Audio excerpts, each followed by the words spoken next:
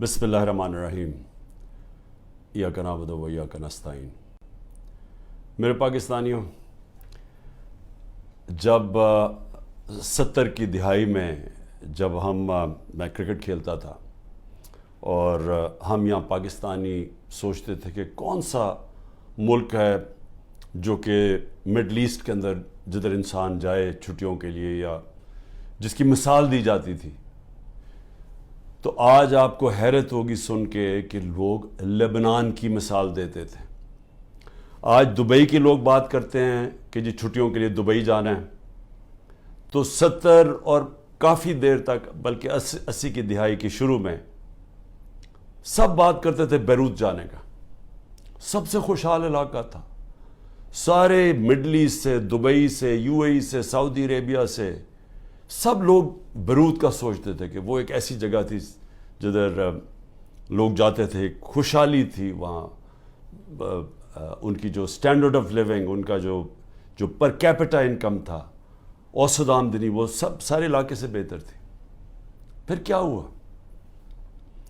آج لبنان دنیا میں غریب ترین ملک بن چکا ہے۔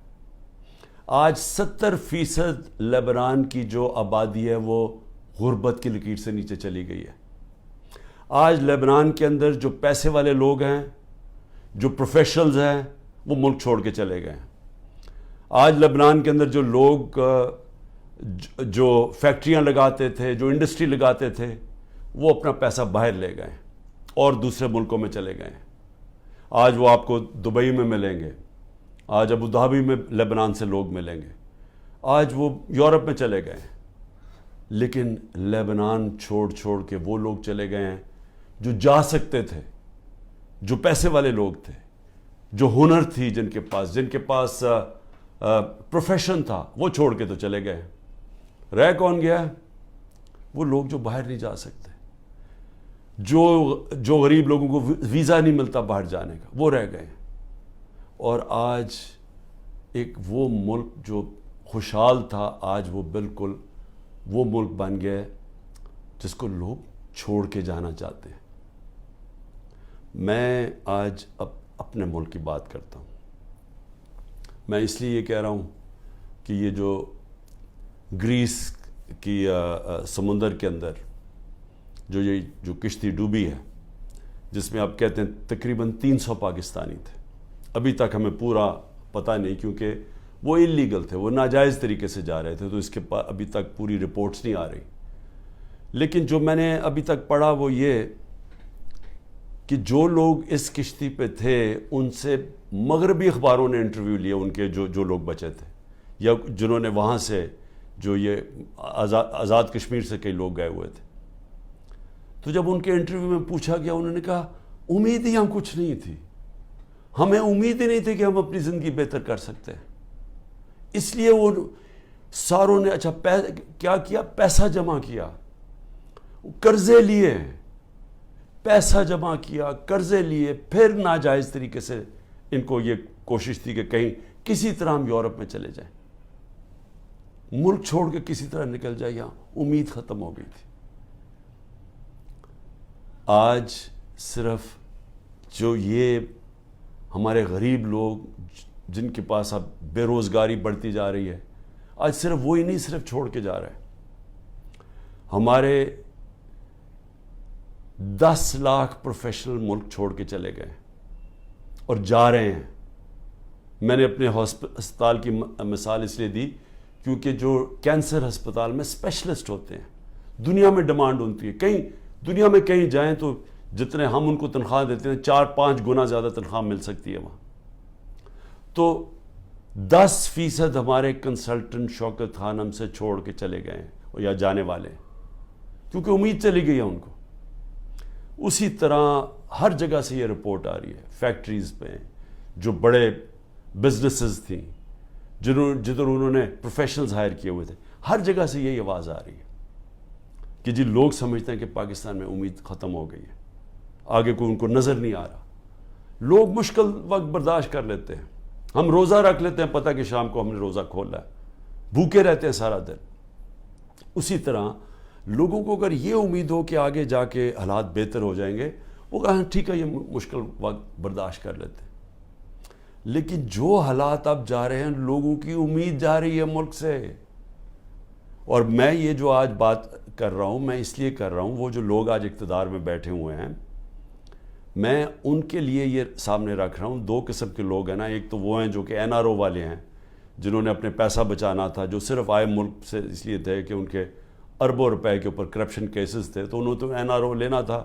میرے سے بڑی کوشش کی, میرے پیچھے پڑے رہے, پروپیگنڈا کیمپین کرتے رہے, اپنے میڈیا ہاؤسز کے ذریعے میرے خلاف پوری کیمپین چلائی کہ ملک تباہ ہو گیا, مہنگائی بہت بڑھ گئی ہے. تو انہوں نے تو, ان کا مقصد کوئی ملک کی تو بہتری تھی نہیں, کہ ان کا تو پیسہ باہر پڑا, چوری کر کے ملک کا پیسہ باہر لے گئے ہیں. تو یہاں اگر جب روپیہ گرتا ہے تو ان کو تو کوئی فرق نہیں پڑتا, ملک اگر نیچے جائے گا ان کو کیا فرق پڑے گا. آج اگر یہاں لوگوں کی امید ختم ہوتی جا رہی ہے تو یہ ان کو تو کوئی فرق, ان کا پیسہ ہی پہلے باہر پڑا ہوا ہے. تو اس لیے ایک تو یہ ٹائپ ہے, لیکن دوسرے بھی ہیں, وہ ایسے لوگ ہیں جو آج اقتدار میں بیٹھے, جن کا جینا مرنا اس ملک میں. میں تو ان سے آج بات کر رہا ہوں. میں لیبنان کی اس لیے مثال دے رہا ہوں کہ ہم بڑی تیزی سے اس طرف جا رہے ہیں.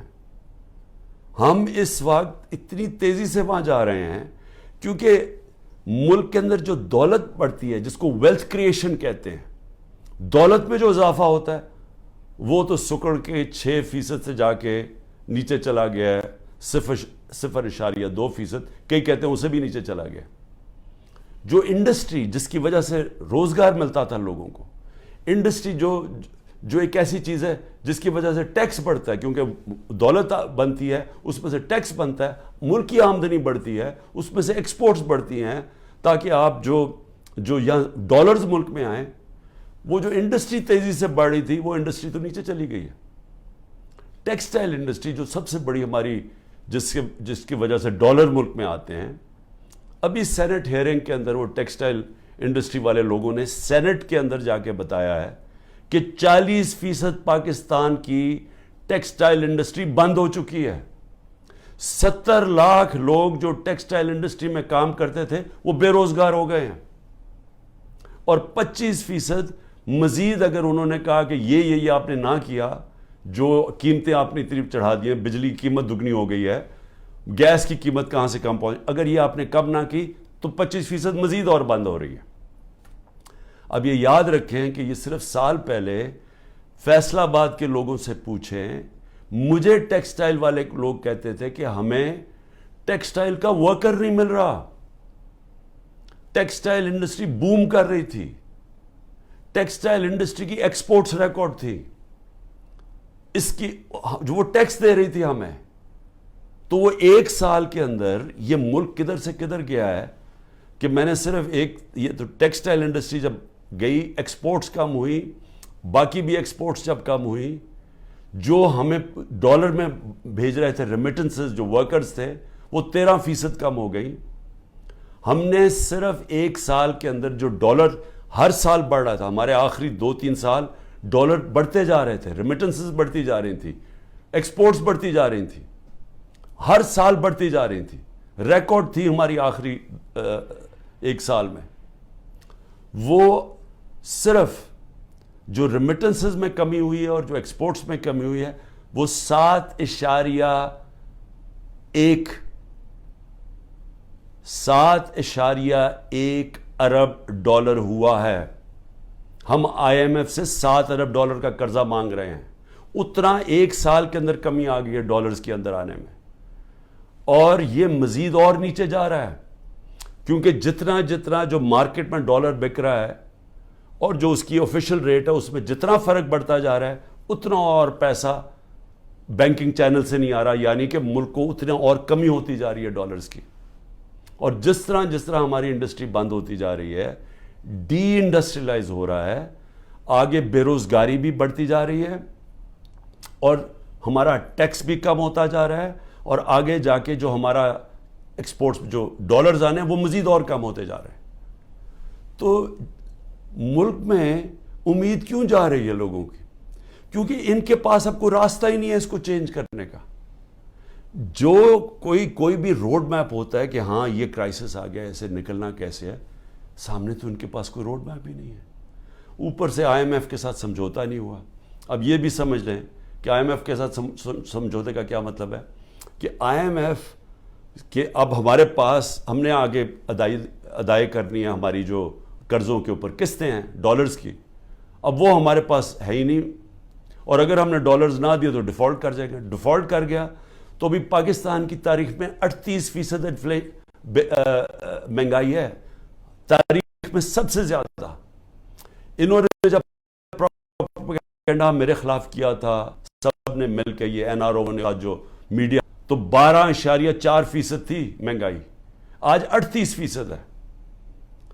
تو مہنگائی بھی بڑھ گئی ہے, بے روزگاری بھی بڑھ رہی ہے, ساتھ ساتھ امید بھی ختم ہو گئی ہے. یہاں سے لوگ باہر جا رہے ہیں, پروفیشنلز باہر جا رہے ہیں. جو ایک ملک کی ریڑھ کی ہڈی ہوتی ہے, جو ملک میں پروفیشنلز ہوتے ہیں, جب وہ چھوڑ کے چلے جائیں تو ملک آگے کیسے بڑھے گا؟ کس نے آ کے انڈسٹری لگانی ہے؟ اور جب روپیہ گرتا جا رہا ہے تو لوگ ڈالرز پکڑ کے بیٹھ گئے ہیں, سرمایہ کاری کس نے کرنی ہے؟ تو آگے تو کوئی امید ہی نہیں ہے. تو میں آج یہ سب سے پوچھ رہا ہوں, یہ جو ہمارے طاقت میں لوگ بیٹھے ہوئے ہیں, کیا ان کو نہیں نظر آ رہا ہے یہ کیا ہو رہا ہے؟ اور کیا ان کا تو مجھے سمجھ آتی ہے, یہ این آر او والے یہ جو سارے مل کے بیٹھے ہوئے ہیں اپنی چوری بچانے جو آئے تھے, کیونکہ ان کا تو مقصد ہی صرف پیسہ بچانا ہے اپنا. لیکن جنہوں نے ملک کو بچانا ہے اور جن کے اوپر جن کا جینا مرنا اس ملک میں ہے, کیا ان کو نہیں نظر آ رہا یہ کیا ہو رہا ہے؟ اور یہ جو حربے استعمال کیے جا رہے ہیں, میں اب آگے یہ بھی سوال پوچھوں, کبھی تو ایک ہی پلان نظر آ رہا ہے. پلان یہ ہے کہ عمران خان کو راستہ کیسے روکنا اقتدار میں آنے سے, یہ بس پلان ہے. سارے اداروں کو لگایا ہوا ہے کہ عمران خان کو فیل کیسے کرنا ہے. سارے, چاہے ایف آئی اے, نیب, اینٹی کرپشن, وہ جو ایف بی آر, یعنی اپنی ایجنسیز, بس پولیس, مقصد کیا ہے جی کہ کسی طرح عمران خان کا راستہ روکنے کے لیے ظلم کرو لوگوں کو, جو عمران خان کے رشتہ دار ہوں, چاہے وہ ہماری پارٹی کے اندر لوگ ہوں, ٹکٹ ہولڈرز ہوں, ٹکٹ ہولڈرز کے رشتہ دار ہوں, سب کے اوپر ایک ظلم کا نظام شروع ہوا ہے. آڑ لی ہوئی ہے اس کی, یہ جو 9 مئی کی, جو ہم سب کہہ رہے ہیں کہ تحقیقات ہونی چاہیے جنہوں نے کیا ہے, اس کے اوپر کوئی انڈیپینڈنٹ انویسٹیگیشن نہیں کرنی. وہ خود ہی فیصلہ کر لیا ہے, پہلے سے پلان ہوا تھا کہ جناب یہ آپ نے یہ کرنا ہے, یہ 4-5 جگہ آگ لگے گی, اور اس کے آڑ میں لے کے تحریک انصاف کے پیچھے اور عمران خان کو غدار کہہ دو اور ان کے اوپر ساری پارٹی کو بند کر دو. تو خیر سختی تو پہلے سے شروع ہوئی تھی, یہ تو پہلی دفعہ تو نہیں, یہ تو 25 مئی پچھلے سال سے ہمارے اوپر سختیاں شروع ہوئی تھیں. لیکن ایک اور لیول کی سختی شروع ہو گئی ہے, لوگوں کے گھروں میں گھستے ہیں, یعنی چلیں گھر توڑ دیا, چلیں لوگوں کو جیلوں میں ڈال دیا, چلیں یہ بھی ٹھیک, لیکن گھر کی عورتوں سے جو ہو رہا ہے, مجھے ابھی تک بچوں سے جو ہو رہا ہے, میں تو ابھی تک یہ میرے ذہن میں یہ پوری طرح چیز اس کی کوئی مجھے سمجھ ہی نہیں آ رہی. میں اس کو سمجھنے کی کوشش کر رہا ہوں کہ یہ کون سا ذہن ہے جو یہ کر رہا ہے کہ لوگوں کے بچوں کے اوپر, اسکول کے بچوں کے اوپر ان کی دھمکیاں دیتے ہیں, عورتوں کے اوپر. ابھی ایک ڈاکٹر طاہر ایکس منسٹر رہ چکا ہے مشرف کے دور میں, وہ ساری میڈیکل کمیونٹی جاتی ہے اس ڈاکٹر کو. اس نے اپنی پوری کہانی لکھی ہے کہ کہتا میں گھر میں مجھے پتہ ہی نہیں تھا, نہ میں کسی مظاہرے میں شرکت کی ہے, گھر میں آئے, مجھے اٹھایا, گھر میں توڑ پھوڑ کی, بیوی کو بٹ مارے, بندوق کے بٹ مارے بیوی کو, اس کو جا کے چکی میں ڈال دیا, جو کہ وہ سزائے موت والے قیدیوں کو ڈالتے ہیں. وہ اس کے 2 مریض تھے, ایک مرگی کی مریض تھی, ایک اس کو سٹروک ہو چکی تھی. وہ ڈاکٹر تھا, 10 دن اس کو وہاں بند کر دیا. یعنی کوئی اس میں, یعنی ایسے کوئی حیوانوں کے آرڈرز دیے ہوئے ہیں کہ جو ملے اس کو پکڑ کے یہ ظلم شروع کر دو اس کے اوپر. لیکن عورتوں کے اوپر, اس کی بیویوں کو بٹ مارے. وہ کہتا, اس نے اپنا لکھا ہے, کہتا چلیں ٹھیک ہے, مجھے کیا, مجھے اٹھا کے, مجھے کھینچ کے, جس طرح کے کوئی مجرم ہوتا ہے گھر سے نکالا انہوں نے, اور جس طرح گھسے رات کے 3 بجے. لیکن وہ بیوی کو پٹ مارنا، اس کے زخم کیے ہوئے ہیں. اور اسی طرح سارے یہ کہانیاں آتی ہیں کہ گھروں میں بیویوں عورتوں سے، عثمان ڈار کی والدہ سے بدتمیزی، اس کو دھکے دے رہے ہیں. یعنی یہ ہمارا دین تو خیر، یعنی وہ نبی صلی اللہ علیہ وسلم نے وہ ہدایتیں کی ہوئی تھیں کہ مخالفوں کے خلاف جنگ کے دوران، وہ بھی جنگ مخالف کے دوران، مخالف کے ساتھ نہ ان کی عورتوں کو کچھ ہاتھ لگانا ہے، نہ ان کے بوڑھوں کو، نہ ان کے بچوں کو. یہ ہدایت تھی جنگ کے دوران. تو یہاں تو اپنے لوگوں سے کیا جا رہا ہے. ہم پڑھتے تھے یہ اخباروں میں کہ جی مقبوضہ کشمیر میں اس طرح گھروں میں گھستی ہے ہندوستان کی فوج. فلسطینیوں سے سنتے تھے، لیکن وہاں بھی عورتیں بچوں سے اتنا نہیں ہم نے سنا جو اب ہو رہا ہے. تو اس سے کیا، یعنی اس سے حاصل کیا ہوگا؟ یہ جو ظلم کر رہے ہیں لوگوں کے گھروں میں، گھر توڑ رہے ہیں، بزنسز بند کر رہے ہیں.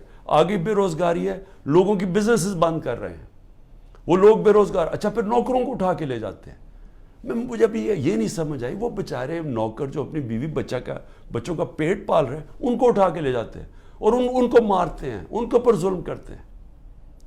میری بہن کا نوکر 20-25 سال سے ہمارا ہوتا تھا یا زمان پاک میں، رحیم خنسامہ جو تھا، اس کو میری بہن کے گھر آ کے اس کو اٹھا کے لے گئے، اس کے ڈرائیور کو بھی. لیکن اس کو انہوں نے ایسا بند کمرے میں رکھا، پتہ نہیں ابھی تک وہ وینٹیلیٹر سے اترا یا نہیں. 3 ہفتے وہ وینٹیلیٹر پہ رہا ہے.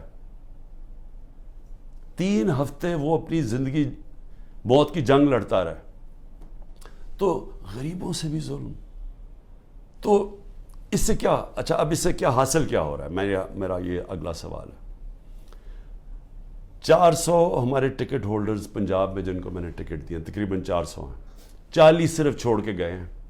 سب گھروں سے باہر ہیں، سب چھپے ہوئے ہیں، سب کی بزنسز کے اوپر اٹیک کر رہے ہیں، رشتہ داروں کے اوپر اٹیک کر رہے ہیں، بچوں پہ کر رہے ہیں کہ انہوں نے بچے باہر بھجوا دیے، لیکن وہ چھوڑ نہیں رہے. تو سوال میں یہ پوچھتا ہوں کہ یہ جو ظلم کر رہے ہیں اس سے کیا فائدہ ہو رہا ہے؟ سوائے نفرتیں بڑھنے کے مجھے بتائیں فائدہ کیا ہو رہا ہے؟ جو بھی یہ پالیسی کر رہا ہے نا، اس پہ کوئی عقل نہیں ہے، اس کو کوئی پولیٹکس کی نہیں سمجھ، اس کو تاریخ کی نہیں سمجھ، وہ زیادہ پڑھا لکھا آدمی نہیں ہے. یہ کوئی احمق یہ چیزیں کروا رہا ہے. سوائے نفرت کے بڑھنے کے اور یہ ظلم کرنے کے، اس سے فائدہ کیا ہو رہا ہے؟ کیونکہ لوگ تو چھوڑ نہیں رہے.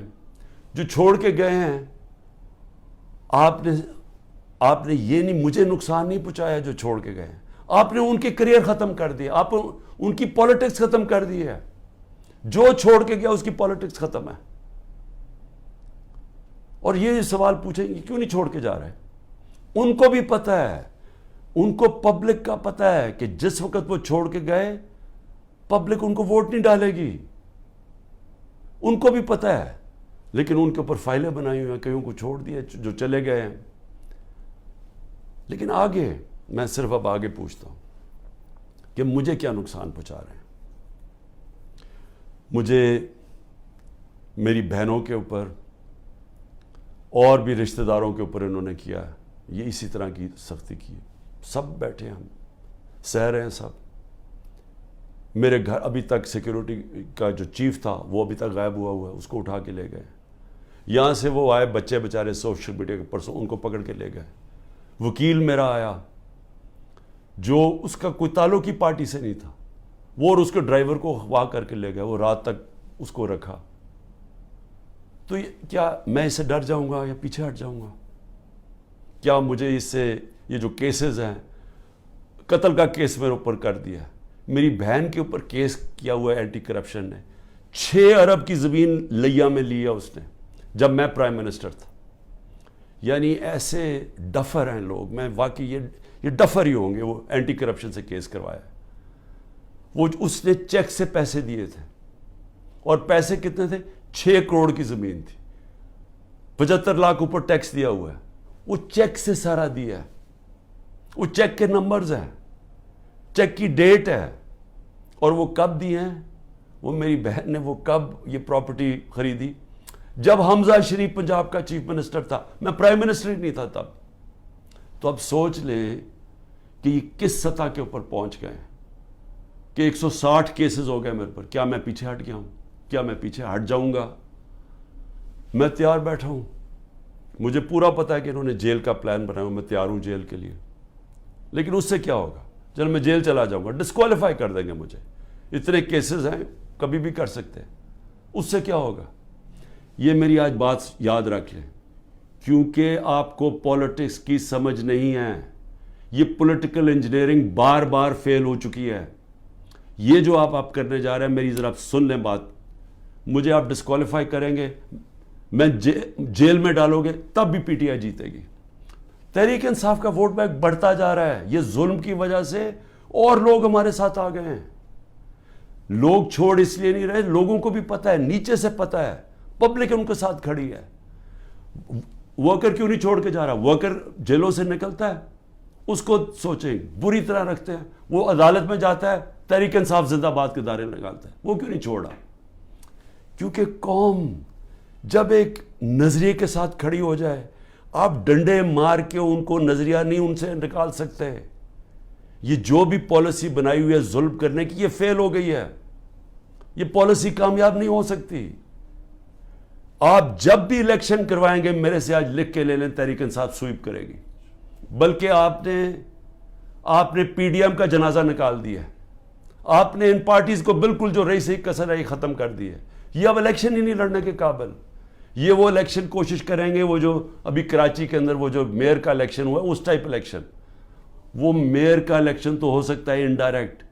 جب جنرل الیکشن ہوگا اس ملک میں 25 کروڑ لوگوں کا، وہ کوئی کنٹرول نہیں اس کو کر سکتا. جب بھی آپ الیکشن کروائیں گے ہارنا ہے. لیکن یہ ملک کا کیا بن رہا ہے؟ میں تو صرف اس لیے آج پوچھ رہا ہوں، میں بار بار ڈائلاگ کی بات اس لیے کرتا ہوں، مجھے اپنے ملک کی فکر پڑی ہوئی ہے، مجھے اپنی فکر نہیں ہے. کیونکہ جو بھی آپ کریں گے، مجھے یہ اللہ، جب قوم ساتھ کھڑی ہے تو مجھے کس چیز کی فکر ہے؟ لیکن ملک کی فکر ہے. کیونکہ ملک، ہم لیبنان کی طرف تیزی سے جا رہے ہیں. ہمارا ملک تیزی سے نیچے جا رہا ہے. اور سب سے خوفناک، جب ایک قوم کے لوگوں کی امید ختم ہو جائے. اور یہ جو بات کی خواجہ آصف نے اوورسیز پاکستانی کی، یہ میری بات یاد رکھنا کہ جب بھی یہ ملک انشاءاللہ ایک دن ہم کھڑا کریں گے، اوورسیز پاکستانیز کے کندھوں کے اوپر کھڑا ہوگا. اس نے اتنی سٹپڈ بات کی کیونکہ اس میں کم عقل کا آدمی ہے. اس نے یہ کہا کہ جناب وہ جنازے صرف دفنانے آتے ہیں یہاں. اس کو یہ نہیں پتا کہ جب خواجہ آصف اور نواز شریف اور زرداری جیسے لوگ اس ملک کے اوپر بیٹھے ہوں گے تو وہ اس ملک کے اندر کبھی اپنا پیسہ انویسٹ نہیں کریں گے، سرمایہ کاری نہیں کریں گے. وہ لوگ ہیں، وہ تب اس ملک کے اندر پیسہ لے کے آئیں گے جب رول آف لا آئے گا، جب اس ملک میں انصاف کا نظام ٹھیک ہوگا، جب عدالتوں کے اوپر ان کو اعتماد ہوگا، جب ان کو یہ پتا ہوگا کہ جب ان کا جو سرمایہ کاری کریں گے تو یہاں کا عدالتی نظام ان کو تحفظ دے گا، ان کی سرمایہ کاری کو. یا تو سپریم کورٹ کا فیصلہ نہیں مانتی گورنمنٹ، یا تو عدالتوں کے فیصلے نہیں مانتی، پولیس ہی نہیں مانتی ان کے فیصلے. کس نے پیسہ لے کے آنا ہے پاکستان؟ تو وہ پھر اپنے جنازے دفنائیں گے نا یہاں. اصل میں پیسہ پڑا ہوا ہے، ورکرز ہمارے ریمیٹنسز آتی ہیں ہماری مڈل ایسٹ سے، سعودی عربیہ سے، یو اے ای سے سب سے زیادہ. لیکن جو سرمایہ کاری سب سے زیادہ آئے گی وہ آئے گی امریکہ اور یورپ سے اور برطانیہ سے، کیونکہ ان کے پاس اصل پیسہ پڑا ہوا ہے. صرف 16,000 پاکستانی امریکن ڈاکٹرز کے جو ورتھ ہے وہ $200 ارب ہے. تو جب ہم ماحول ٹھیک کریں گے تو وہ پیسہ آئے گا. یہاں تو جنگل کا قانون ہے. یہاں جو حالات دیکھ رہے ہیں، یہاں تو لوگ چھوڑ کے جا رہے ہیں ملک. تو پیسہ کس نے لے کے آنا ملک میں؟ تو ہم تو وہ چیزیں کر رہے ہیں جس سے ملک کو ہم تباہی کی طرف دھکیل رہے ہیں. ہم تو وہ دشمنوں کا کام کر رہے ہیں سکل پاکستان میں. اس لیے میں آخر میں کہتا ہوں، ابھی بھی وقت ہے، بات چیت کریں. اگر تو آپ کے پاس کوئی گیم پلان ہے کہ عمران خان کو اگر ہم نکال کے تو ہمارا ملک ٹھیک ہو جائے گا، وہ مجھے بتائیں، میں پیچھے ہٹ جاتا ہوں.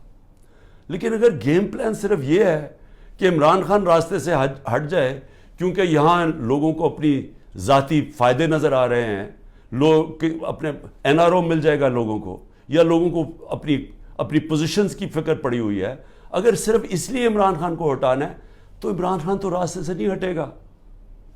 عمران خان بیٹھا ہے یہاں، جو کرنا کرو. لیکن ملک، ہمارا ملک کبھی بھی معاف نہیں کرے گا. یہ تاریخ نوٹ کر رہی ہے جو لوگ کر رہے ہیں اس ملک کے ساتھ، جو انہوں نے حکومت گرا کے سازش کے تحت جو کیا ہے ملک کے ساتھ، یہ سارا تاریخ کا حصہ بن گیا ہے اور یہ قوم بھولے گی نہیں ان کو. پاکستان پائندہ باد.